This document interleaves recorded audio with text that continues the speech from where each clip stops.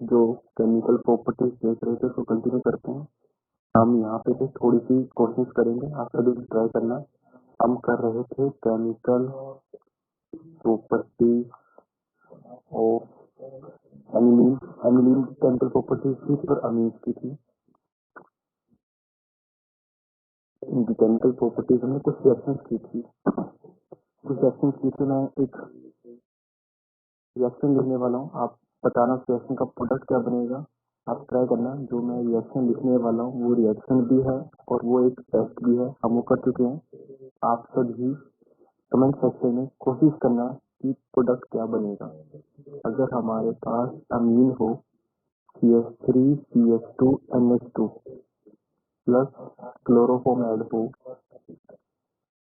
और ऐड हो alcoholic KH, तो बनेगा क्या? Just try.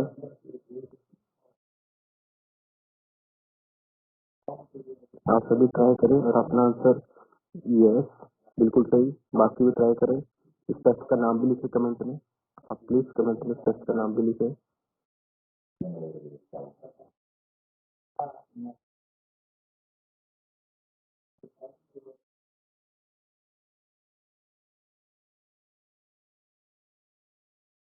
सही बच्चे ट्राई करें। Yes Bhavesh, good.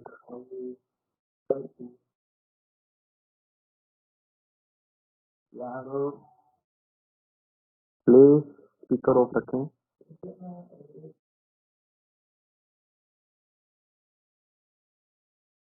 इस रिएक्शन का प्रोडक्ट बनाने की कोशिश करें आप सभी कमेंट सेक्शन में।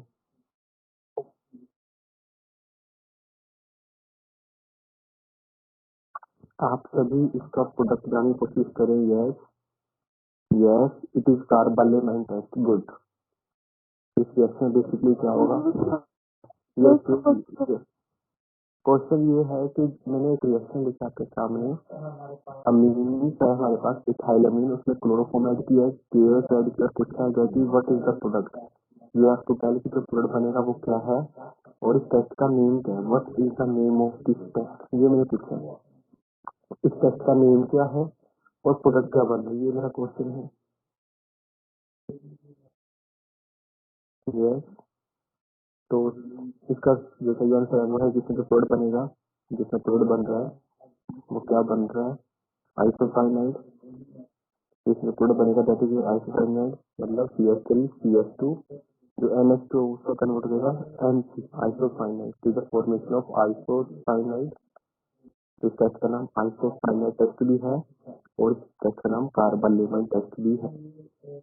दिस इज आइसोसाइनाइड टेस्ट और यू कैन से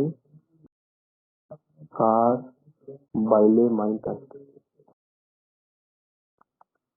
तो एक ही बात है, इसमें ये बन रहा है और क्या रिमूव हो रहा है? KCl and water.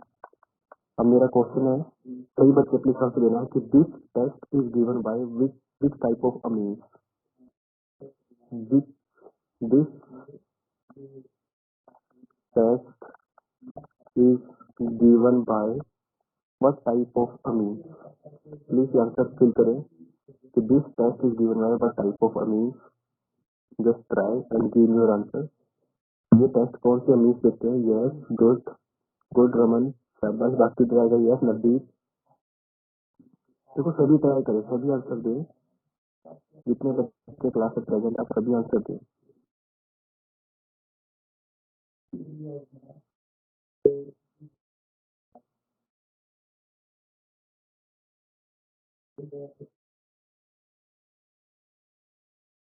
Just try and give the answer.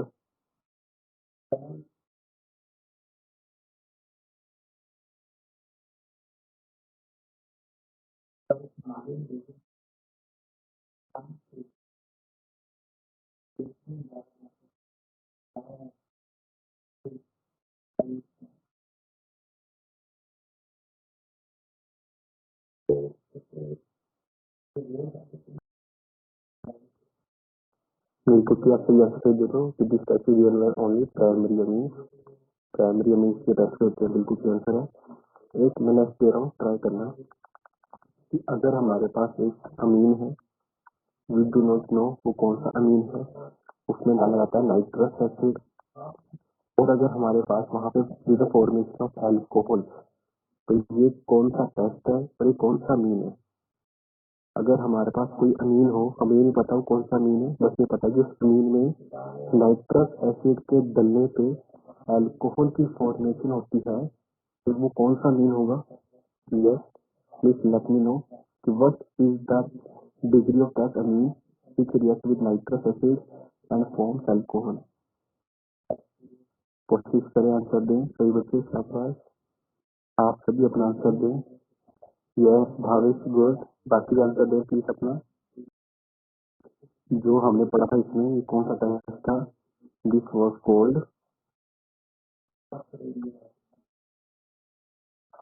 ये हमारा था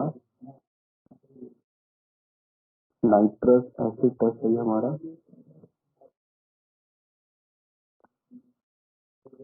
नाइट्रस एसिड टेस्ट है और वो हमारा कौन सा अमीन होता है, that is are primary amine. ये है हमारा प्राइमरी अमीन, बिल्कुल सही। ये प्राइमरी अमीन है, ये प्राइमरी अमीन है जो क्या देता है the formation of alcohol. But अगर हमारे पास यहाँ पे एक और अमीन है, कौन सा अमीन है पता नहीं, लेकिन उसमें जब नाइट्रस एसिड डलेगा, जब उसमें नाइट्रस एसिड डलेगा तो वहाँ पे बनता है formation of nitroso amine. Is the formation of nitroso amine. और उसका कलर कैसा होता है, येलो ऑयल। उसका कलर कैसा दिख रहा है, येलो, येलो ऑयल। तो वो कौन सा अमीन होगा, yes let me no, late me know कि अब कौन सा अमीन होगा। यस गुड, हमने ये सब कुछ पढ़ा था परसों, दैट वाज सेकेंडरी अमीन। ये सेकेंडरी अमीन होगा।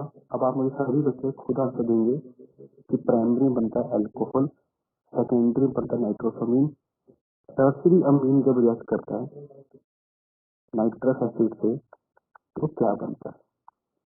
दो चीजें बनती हैं, वो आप बताएंगे खुद। What is formed when tertiary amine react.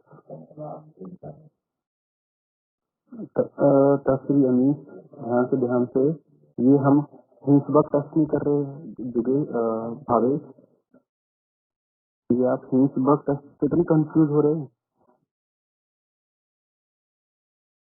आप इसको हिंसबर्ग टेस्ट से तो नहीं कंपैरिजन कर रहे। Yes good,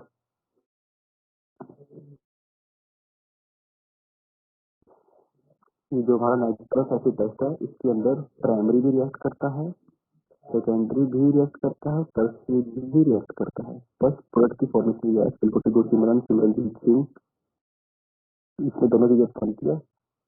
is the formation of alcohol as well as nitrosoamine। नाइट्रोसोअमीन दोनों इसमें बनते हैं when we talk about tertiary amine, when we talk about tertiary amine। तो हमारे पास बेसिकली दो टेस्ट में पढ़े, एक हमने पढ़ा कार्बालेमाइन टेस्ट, दूसरा पढ़ा नाइट्रस एसिड टेस्ट। तीसरा जो हमारा टेस्ट था, तो एक तरह से रिएक्शन भी है और टेस्ट भी है, तो उसका नाम था हमारा हिंसबर्ग।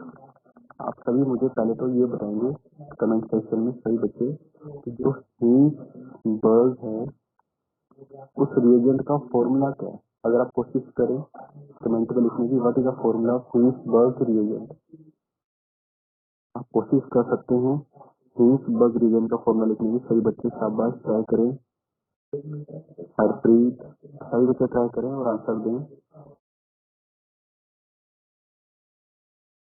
हिंसबर्ग रिएजेंट का फॉर्मूला क्या होगा, प्लीज लेट मी नो।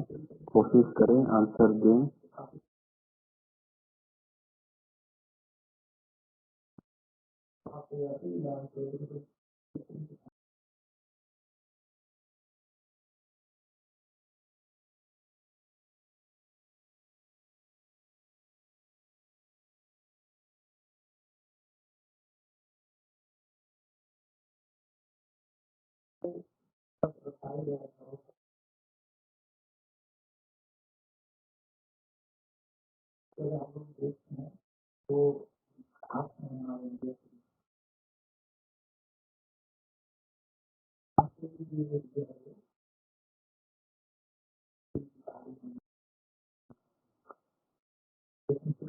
तो इसका जो फॉर्मूला था वो हमारा क्या था, benzene benzene gas benzene sulphonyl to chloride, benzene sulphonyl chloride. बिल्कुल सही सिमरनजीत सिंह गोस्वामी। बाकी में ट्राई करें इस रिएजेंट का फॉर्मूला जरूर लिखें, इस रिएजेंट का फॉर्मूला जरूर लिखें, दैट इज बेंजीन, फॉर्मूला क्या है, benzene sulphonyl chloride, benzene sulphonyl chloride इसका नाम है।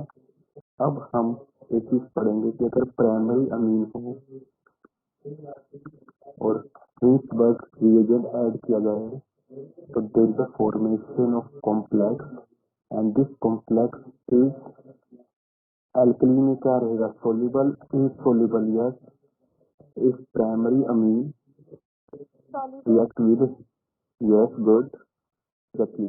तो ये आपने याद रखना है कि अगर इसको ऐड किया जा रहा है तो ये क्या रहेगा, soluble, this is soluble. And what is the observation in secondary amine, बताएं मुझे। अगर सेकेंडरी अमीन होगा उसमें हीसबर्ग रिएजेंट ऐड किया जाए तो व्हाट इज फॉर्म्ड, यस वहां भी कॉम्प्लेक्स फॉर्मेशन होगी एंड दैट इज पहले सोल्यूबल, तो दूसरा क्या है, यस बिल्कुल सही सही आंसर आ रहे हैं, Harpreet, Navdeep, Raman, good, Bhavesh, that is insoluble. देखो सही देखो ट्राई करें आप, प्लीज आंसर कमेंट में जरूर लिखा करें, इससे याद होता है, इससे याद हो जाता है, इसलिए प्लीज सभी लिखा करें अपना आंसर कमेंट में। और अगर हम टर्सरी की बात करें, अब जो चीज हम पीछे नाइट्रस एसिड लिखने की कोशिश कर रहे थे वो भी यहाँ लिखनी है कि अगर टर्सरी अमीन है, हीसबर्ग रिएजेंट है तो देयर इज नो रिएक्शन। बिल्कुल सही। देखो क्लास में जितने बच्चे प्रेजेंट है सभी आंसर लिखें, गुड फेवरेट, हरमनप्रीत कौर, कमलजीत, आप सब आंसर लिखा करेंगे। यस, तो ये हमारे बेसिकली टेस्ट थे। कार्बन लेमन टेस्ट था एक हमारा, दूसरा हमारा कार्बन लेमन टेस्ट के अलावा that is nitrous acid test and third is Hinsberg test. मैं आपको वो रेफरेंस देने वाला मैंने आपको होमवर्क में दिखी, that is electrophilic substitution reaction, electrophilic substitution reaction of aniline. तो पहले मैं रिएक्शन लिख रहा हूँ, ट्राई करना आंसर देना। पहले जो रिएक्शन लिखने वाला दैट इज हैलोजिनेशन। अब देखो हैलोजिनेशन में क्या होने वाला है, we are going to take aniline, यहाँ से देखना, अगर एनिलीन लेंगे हम और उसमें डालेंगे ब्रोमीन वाटर, ब्रोमीन वाटर ये हमें लैब में यूज किया हुआ है, इंटरप्रेट वाटर लिख लो, चाहे लिख लो।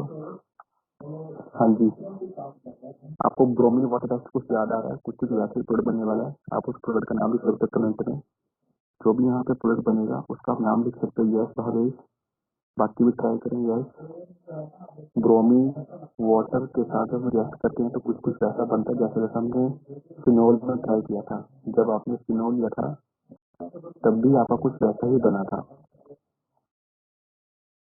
यस गुड नवदीप, भावेश, बाकी भी ट्राई करें। यस, यहाँ पे हमारा जो एनिलीन है उससे क्या बन जाएगा, एनिलीन के ऊपर बनेगा तो जैसे फिनोल बनता 2 ब्रोमो 4 ब्रोमो एंड 6 ब्रोमो, तो 2 4 6 ट्राई ब्रोमो एनिलीन। बिल्कुल भी रमन, सुमन, हरप्रीत सही आंसर है। बाकी बच्चे ट्राई करें, प्लीज अपना आंसर जरूर दिया करें। और किसी को याद है कि जब ये प्राइस सक्सेस बनता है उसका कलर कैसा होता है, किस कलर की पीपीटी बनती है, what is the colour of this PPT, anyone who knows what is the colour of PPT. Yes Suman, good. जैसे फिनोल में बनती थी, यस भावेश, नवदीप, गुड। जैसा हमने फिनोल में बनाई थी white PPT, here also formation of white PPT, बिल्कुल is the formation of white PPT.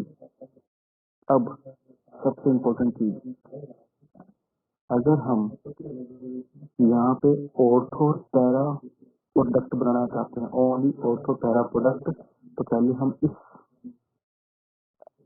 अमीन को थोड़ा सा क्या करते हैं, deactivate with the help of acidic anhydride. अगर हम एसिडिक एनहाइड्राइड से इसको ट्रीट करें तब हमारे पास सिर्फ ऑर्थो पैरा 2 प्रोडक्ट की फॉर्मेशन होती है। कहने का मतलब क्या है, कहने का मतलब ये है कि अगर हम एनिलीन को डायरेक्ट ब्रोमीन से रिएक्ट कराते फिर तुम्हारा एक ही वर्ड बनता है 2,4,6 ट्राइब्रोमो। बट अगर हम पहले से रिएक्ट कराएं अनहाइड्राइड से रिएक्ट कराएं तो अनहाइड्राइड से रिएक्ट कराने से क्या होगा कि यहाँ से एक H और यहाँ से एसिडिक एसिड बनके रिमूव हो जाते हैं। अनहाइड्राइड में से एक एसिडिक एसिड बनके रिमूव हो जाएगा, जो बचा हुआ है वो किस पे कंबाइन कर देगा, that will combine on NH, और ये हमारा क्या बन रहा है, तो फॉर्मेशन ऑफ अमाइड। ये हमारा एक तरह से अमाइड है, CONH2 टाइप का अमाइड की फॉर्मेशन है, इसको बोला जाता है। ये है एमिलीन, ये है एमिलीन, तो इसका नाम है एसिटाइलाइड। ये हम क्यों बना रहे हैं, वाई वी आर फॉर्मिंग, हम एमिलीन की रिएक्शन डायरेक्ट ब्रोमीन से ना करके पहले इससे क्यों कर रहे हैं, क्योंकि हम जब डायरेक्ट ब्रोमीन से करते हैं तो हमारे पास क्या बन रहा है 2,4,6 ट्राइब्रोमो। बट अगर हमें क्या चाहिए, ऑर्थो प्लस पैरा, तो पहले हम इसको बनाएंगे और इसकी रिएक्शन कराएंगे ब्रोमीन से, तो हमारे पास एक ऑर्थो प्रोडक्ट बनेगा और एक क्या बनेगा, पैरा। और जब एक बार ऑर्थो और पैरा बन जाएगा फिर उसके बाद हम उसको रिमूव कर सकते हैं, इससे भी कर सकते हैं, यस एसिटाइल क्लोराइड से भी कर सकते हैं, यस। यहाँ पे अनहाइड्राइड भी यूज होता है और एसिड क्लोराइड भी यूज हो सकता है। बेसिकली हमें एक एच कम करना है, जब एक एच कम हो जाएगा तो हमारे पास ऑटोमेटिकली ऑर्थो पैराक्लोराइड बनने शुरू हो जाते हैं। तो आप इस रिएक्शन को अगर आप ब्रोमीन से करोगे तो क्या होगा, एक बनेगा हमारा ऑर्थो प्रोडक्ट प्लस एक बनेगा पैरा प्रोडक्ट।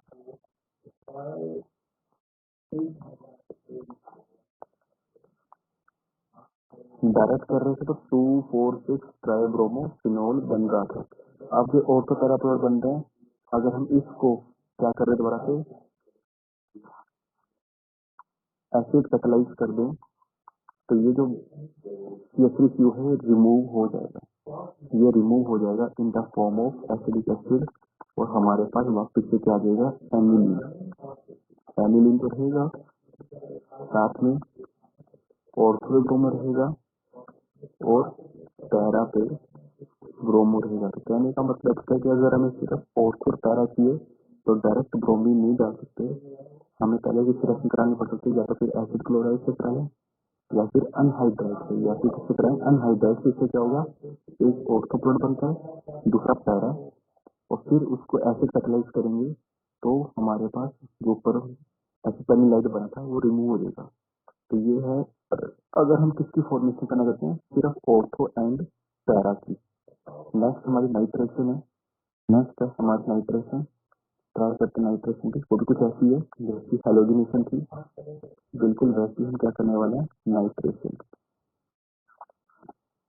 नाइट्रेशन में क्या होगा, एमिलीन लिया, we are taking aniline reacting with nitric acid in the presence of concentrated H2O4। जैसे कंसंट्रेटेड H2O4 की प्रेजेंस से अगर फिनोल को याद कर दे तो वहाँ पिक्रिक एसिड बनता रहा, याद करो, अगर फिनोल के अंदर ये कंडीशन दी जाती थी तो वहाँ पे पिक्रिक एसिड बनता था which is yellow in colour. लेकिन यहाँ पे ऐसा नहीं है, यहाँ पे ऐसा नहीं होगा, फिनोल में पिक्रिक एसिड था, यहाँ पे तीनों प्रोडक्ट बनेंगे, एक ऑर्थो बनेगा, एक मेटा बनेगा और एक पैरा बनेगा। ये भी आपको बहुत याद रखना है, ये रिएक्शन बड़ी इंपॉर्टेंट रिएक्शन है। जो रिएक्शन मैं करा रहा हूँ, these are very important reaction. कौन कौन सी, इससे पहले हमने किया जो हेलोजिनेशन, कि कब ट्राइब्रोमो बनता है, कब ऑर्थो प्लस पैरा बनता है, दूसरी nitration. These are very very important reaction, तो प्लीज इसको माइंड में रखें और प्रैक्टिस करें। यहाँ पे तीनों कोड बनेंगे, इनको सिर्फ हाविस कोड, बाकी भी याद रखें कि यहाँ पे तीनों कोड बनते हैं। ऑर्थो पे बनेगा एक, जनरली क्या होता है, या तो ऑर्थो पैरा बनता है या अकेला मेटा बनता है। अभी तक आपने देखा था ऑर्थो के साथ या तो सिर्फ पैरा होता है या फिर अलग से मेटा, लेकिन यहाँ पे तीनों बन रहे हैं, ऑर्थो भी, पैरा भी, प्लस मेटा भी बन रहा है।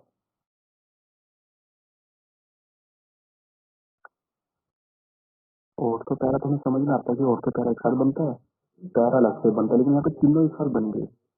तीनों एक साथ बनता है, ऑर्थो भी, मेटा भी, पैरा भी, लेकिन क्यों? ये बहुत इंपॉर्टेंट है, ऐसा क्यों होता है? वाई इट हैपन्स, ऐसा क्यों होता है? कोई बताना चाहेगा? जनरली तो हमने ऑर्थो को पैरा के साथ देखा है और मेटा को लगते थे, लेकिन यहाँ पे तीनों बन रहे हैं, यहाँ पे तीनों बन रहे हैं, क्यों ऐसा हो रहा है? यस नवदीप कौर, बिल्कुल सही, बिल्कुल सही लिख रहे हो आप। अब इसकी मतलब को एक्सप्लेन करने की कोशिश करेंगे इस एग्जाम में। लिखा आपने बिल्कुल सही है। वो कह रहा है कि जो एमिलीन होता है, सुमन बिल्कुल सही है। एमिलीन में क्या होता है कि जो नाइट्रोजन है वो इलेक्ट्रॉन डोनेट करता है रिंग को, मतलब वो कौन सा ग्रुप है? Activating group. जो ग्रुप बेंजीन रिंग को इलेक्ट्रॉन देते हैं उनको रिंग एक्टिवेटिंग ग्रुप कहते हैं। जो ग्रुप बेंजीन को इलेक्ट्रॉन देते हैं उनको बोलते हैं रिंग एक्टिवेटिंग ग्रुप। बट जब हमारे पास एनिलीन के अंदर H2SO4 आ जाता है, H2SO4 आ जाता है तो यहाँ से निकलता है एक H पॉजिटिव, और ये H पॉजिटिव कहाँ अटैक करता है? नाइट्रोजन के ऊपर। ये अटैक कर देता है नाइट्रोजन के ऊपर, जिससे क्या होता है, नाइट्रोजन पे जो लोन पेयर था वो लोन पेयर खत्म हो जाता है। जो लोन पेयर नाइट्रोजन पे था रिंग को देने के लिए, वो लोन पेयर उस हाइड्रोजन के साथ जुड़ने में यूज हो गया। अब नाइट्रोजन के पास रिंग को देने के लिए कुछ भी नहीं है। जब रिंग को देने के लिए कुछ भी नहीं है तो ये अब क्या बन गया? Ring deactivating group. जो ग्रुप बेंजीन रिंग को अपना लोन पेयर नहीं दे सकते रेजोनेंस के लिए, वो ग्रुप कहलाते हैं रिंग डीएक्टिवेटिंग ग्रुप। तो जो नाइट्रोजन है वो यहाँ से जो एक्टिवेटिंग ग्रुप था डीएक्टिवेटिंग ग्रुप बन गया, क्योंकि उसका जो लोन पेयर था वो लोन पेयर इस सल्फ्यूरिक एसिड के H पॉजिटिव में यूज कर लिया नाइट्रोजन से जुड़ने में। मेरी तरफ से तो आज इंटरनेट ठीक है, वैसे आप एक बार अपना चेक कर लो कि कुछ प्रॉब्लम तो नहीं। मेरी साइड से सब ओके है। तो अगर सबको वॉइस मैं तुम्हें रिपीट कर देता हूँ, मेरी वॉइस क्लियर है सबको? प्लीज से यस और no. Am I clearly audible? Okay, तो थैंक यू।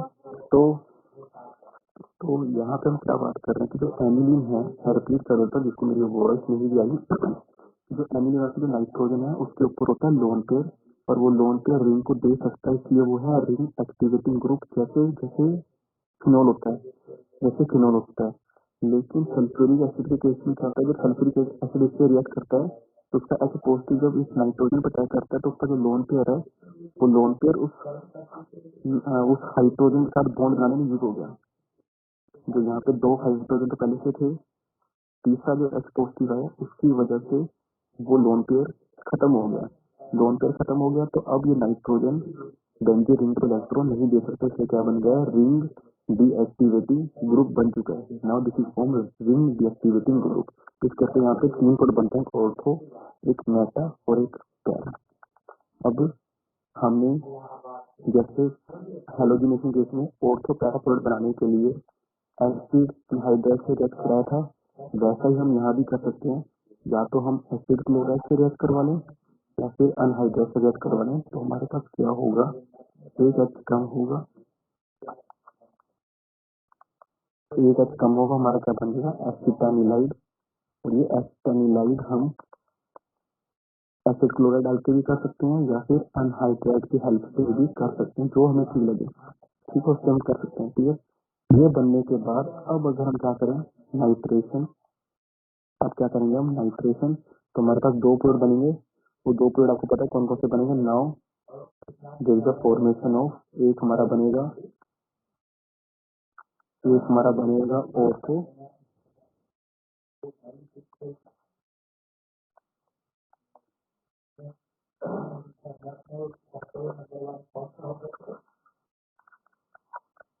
एक ऑर्थो और दूसरा पैरा।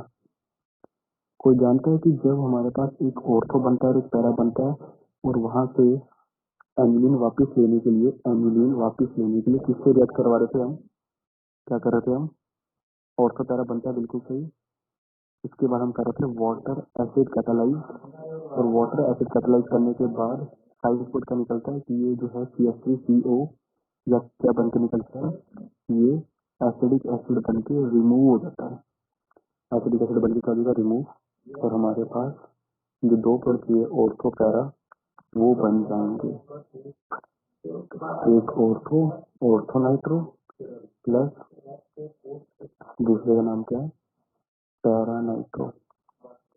ये चीज आप मत बोले, तो आपने ये चीज बिल्कुल भी नहीं बोलनी, ऑर्थो और पैरा जो है वो कैसे हो रहा है, ठीक है। तो मैं रिपीट कर देता हूँ, जब हम अमीन्स की केमिकल प्रॉपर्टीज पढ़ते हैं, सबसे पहले आपने 3 टेस्ट याद रखनी है जो हम आज फिर रिपीट कर चुके हैं। एक तो कार्बालेमन टेस्ट, दूसरा नाइट्रस एसिड टेस्ट, तीसरा हिल्सबर्ग टेस्ट। फिर जब हम इलेक्ट्रोफिलिक सब्सटेंस पढ़ते हैं, पढ़ने आते हैं हेलोजिनेशन, इसमें डायरेक्ट अगर हेलोजन डालते तो क्या बनेगा, 2,4,6 ट्राइब्रोमो एनिलीन, और ऐसे अगर आपने नाइट्रेशन टेस्ट कर दी तो एक ऑर्थो बनेगा, एक मेटा बनेगा और एक क्या बनेगा, पैरा। लेकिन अगर हमें ऑर्थो और पैरा चाहिए तो हम पहले एनिलीन की रिएक्शन किससे कर सकते हैं, अनहाइड्राइड से, अनहाइड्राइड मतलब CH3CO होल ट्वाइस O, या फिर किससे कर सकते हैं, एसिड क्लोराइड से। फिर उसके बाद एक ऑर्थो और पैरा प्रोडक्ट बनेगा, और जो ऊपर लगा हुआ है COCH3 उसको रिमूव करने में क्या कर देंगे, वाटर एसिड कैटालाइज रिएक्शन करके उसको द्वारा एनिलीन में कन्वर्ट कर देंगे। प्लीज ये रिएक्शन बोलना मत, हेलोजिनेशन एंड नाइट्रेशन डायरेक्ट करने पे क्या होता है वो आपको याद रखना है, और अगर पहले एसिड क्लोराइड डाल दिया या अनहाइड्राइड डाल दिया तो क्या बनेगा वो आपको याद रखना है, in case of sulphone, in case of nitration and halogenation, ठीक है। नेक्स्ट जो हम पढ़ने वाले हैं वो पढ़ने वाले हैं सल्फोनेशन। नेक्स्ट जो हमारी रिएक्शन होगी दैट इज सल्फोनेशन।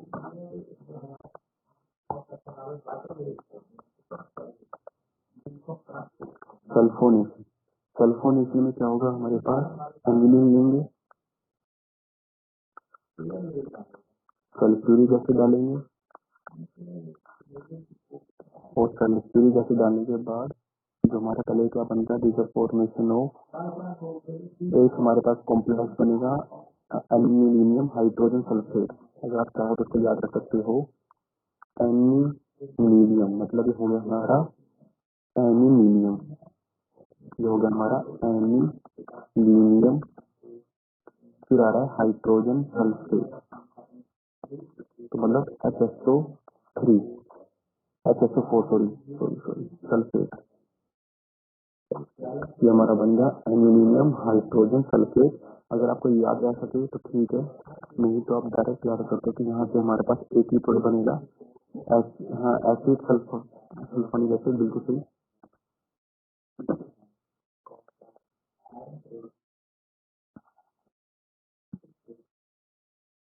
आप डायरेक्ट एक प्रोडक्ट याद रख सकते हो कि जब एल्यूमिनियम की रिएक्शन करते हैं सल्फ्यूरिक एसिड से तो हमारे पास एक ही प्रोडक्ट बन रहा है that is para product, only para product, sulphonic acid, sulphonic acid, इसका नाम जो आप लिख रहे हो भाभी बिल्कुल सही है, सल्फोनिक एसिड। और इस आप चाहे तो डायरेक्ट, आप चाहो तो डायरेक्ट यही याद रख लो कि इन दोनों को रिएक्ट करवाया तो क्या बन रहा हमारा para product, is only para product, is a formation of para product.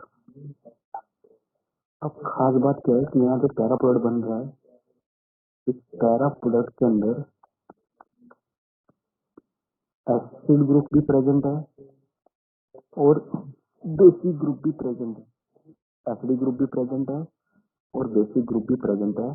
तो अगर एसिड अपना H पॉजिटिव लूज कर दे, क्या लूज कर दे अपना H पॉजिटिव, तो यहाँ पे रहेगा HO3 नेगेटिव, और वो H पॉजिटिव कौन गेन कर ले, बेस।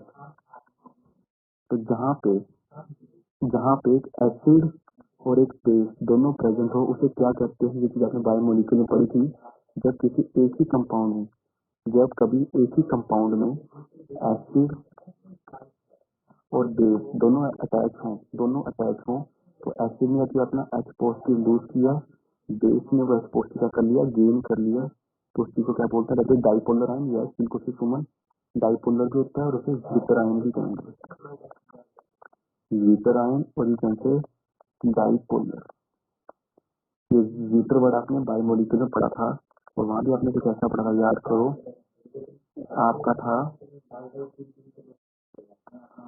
अमीन था, आर था, CWS था, कुछ ऐसा आपका बनता था वहाँ पे, जिसको बोलते थे अमीनो एसिड।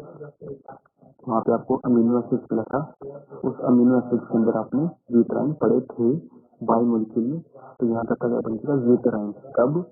जब आपने एनिलीन की रिएक्शन किससे करनी है? सल्फ्यूरिक एसिड से। एनिलीन की रिएक्शन किससे करी जाएगी? सल्फ्यूरिक एसिड से। ये चीज आपने भूलना नहीं है, ठीक है।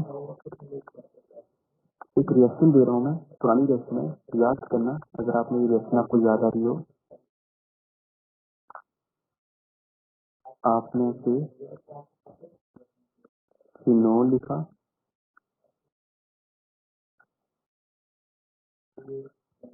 ऐसे आपने फिनोल लिखा था, यहाँ पे इसका एचो था, यहाँ पे डालते बेंजीन डाइजोनियम क्लोराइड। और जब आप दोनों को रिएक्ट करवाते थे तो ये निकल जाता था और हमारे पास बेसिकली फिनोल की रिएक्शन 2N बीच में आ जाते थे, 2N बीच में आ जाते थे। और फिनोल इस रिएक्शन का एक नाम था एजो प्रोडक्ट था, बिल्कुल सही। इस रिएक्शन को आप बोलते थे एजो प्रोडक्ट और ये रिएक्शन कहलाती है आपकी कपलिंग रिएक्शन। ये आपने फिनोल चैप्टर में देखा था, कपलिंग रिएक्शन। और बनता क्या था? एजोडाई। और वहाँ पे जो ये एजोडाई बनती थी, इसका कलर कैसा था? इसका कलर था रेड ऑरेंज डाई थी, रेड ऑरेंज डाई थी। फिनोल की रिएक्शन किसी की अपनी बेंजीन डाइजोनियम क्लोराइड के भी रेड और इस कलर की डाई की फॉर्मेशन होती थी। वही कपलिंग रिएक्शन यहाँ भी करनी है, वही कपलिंग रिएक्शन यहाँ करनी है। बस फर्क इतना है कि फिनोल की जगह हम क्या लेंगे? एनिलीन। एनिलीन ले लिया हमने फिनोल की जगह और क्या ऐड कर दिया? बेंजीन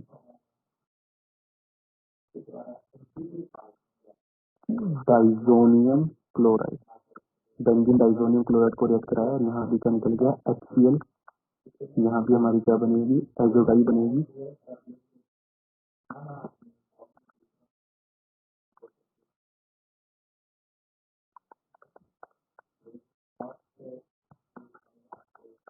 एजोडाई बिल्कुल सही। और इस डाई का जो कलर है, इस डाई का जो कलर है, ये भी एजोडाई है, ये भी एजोडाई है। और इसका कलर कैसा है? येलो कलर है इसका। जैसे उसका कौन सा कलर था? Red orange. इसका कलर कैसा मिलेगा? येलो।